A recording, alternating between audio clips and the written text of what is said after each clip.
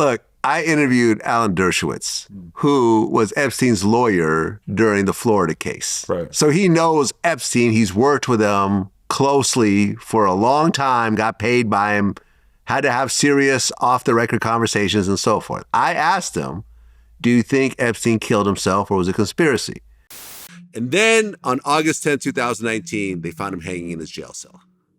Now, this created a flurry of conspiracy theories. Based on what you know, do you think that he killed himself or do you think that someone had him killed because he knew too much?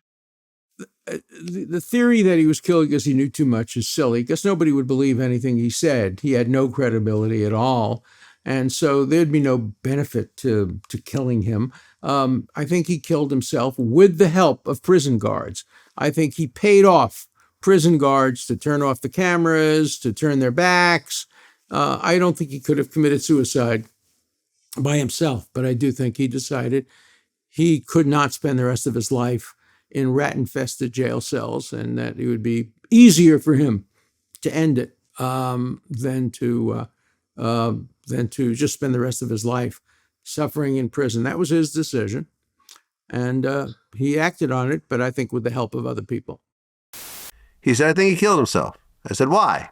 He goes, well, knowing Jeffrey Epstein, he has been used to living a certain type of life for so long. Because remember, even when he was, had that Florida case, he was supposed to be on house arrest and he was just out all the time. And the police were like, well, we can't do nothing. He's rich.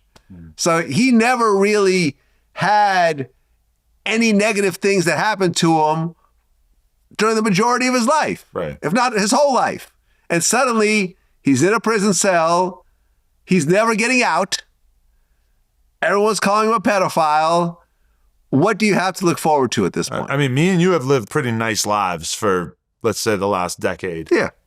If you or I were locked in a prison cell and we knew that we were never going to get out, I guarantee you that I would be thinking about how I could kill myself. I would think about it. It's the number one I'm thing not saying I would do it, but I would think about it.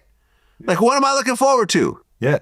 Like, what are you looking forward to for the rest of your life? Not for a year or two. I'll do a year or two. Yeah. Forever? Yeah. Because he was already in, his 60s? Yeah. I mean, you never getting out. Read some books. You could Make do some new push-ups. friends. Yeah, hang out with Bubba, watch some TV in the day room. I don't know. But, I mean, I don't think that I would be, so committed to staying alive at that point. I don't know. Well, there was the rumor that Pooh Shiesty robbed Gucci Mane for his wedding ring. Yeah. And I remember Gucci actually posted a picture on IG showing his ring. Oh. And people are saying that it was just a false rumor. But you claimed that multiple Memphis insiders told you it was true. Yeah. I heard about it from a bunch of people before it really got elevated to the status of being, sort of something that every rap fan knew about. I mean, I do feel like if it had no truth to it, that Gucci would have debunked it more forcefully.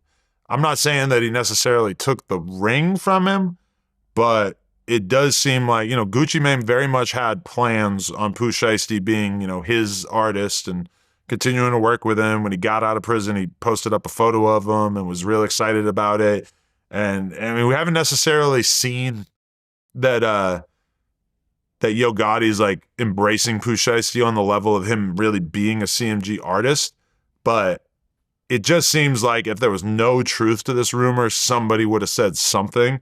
So it definitely, from my perspective, feels like this is probably largely true, but I don't know. Really? Can you make somebody sign over your recording contract under duress in a studio?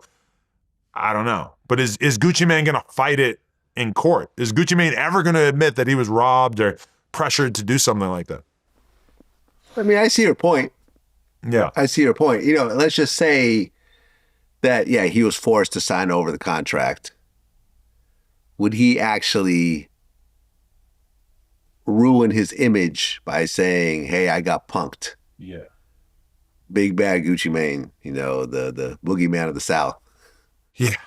I don't think so. But to be honest, it kind of feels like, I don't know how Gucci Mane's image recovers from this, because unless he's able to put forth a compelling narrative that tells this in a different way, You know, I think the idea of Gucci Mane being somebody that you want to sign to as an artist, that balloon has popped.